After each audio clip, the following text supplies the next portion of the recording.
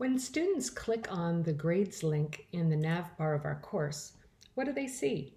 Well, we can get an exact picture of what it is that they see by here in the Enter Grades screen, clicking on the down chevron beside the student's name and clicking Preview. This preview shows a grades report exactly as it appears to students and by extension, parents and guardians who happen to be looking over their shoulder. So it displays the final calculated grade.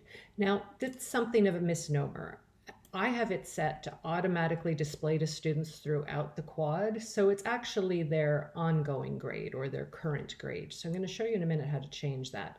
But the system calls it the final calculated grade. So right now, even though we're halfway through the quad, it's displaying their current grade. They see the marks on their unit culminating activities for Unit 1 and Unit 2. So student Zelia sees her exact mark, what percentage that is, what her feedback is. She can click here to go back to view the annotations, the notes that I've left on her assignment PDF, and view her graded rubric. So that's all pulled together here in the grades report for assignments and discussions. You'll notice the same discussion set up with the overall feedback in the rubric. To see the detailed feedback for the quizzes, she'll have to go and look at the quiz attempts in the quiz tool, but it does display the mark here.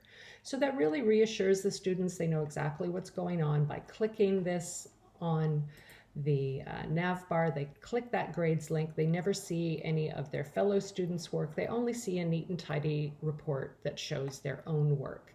Now, just because I find this is confusing for students, I go edit and I rename it and call it your current grade.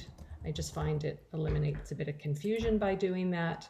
And then in the last day of the quad, I'll rename it final. But because it's releasing all the time, it's there for the students to see. They have the little eyeball. Now, the reason that they have this eyeball, it's because of the decisions that I made when I was running the setup wizard.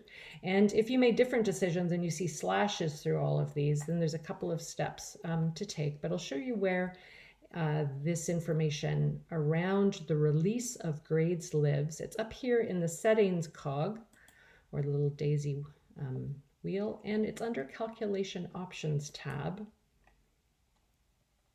You need to have automatically release that air quotes final, I call it current or ongoing grade, and then this one's crucial, this tick, automatically keep, again air quotes, final grades or current grade updated and save.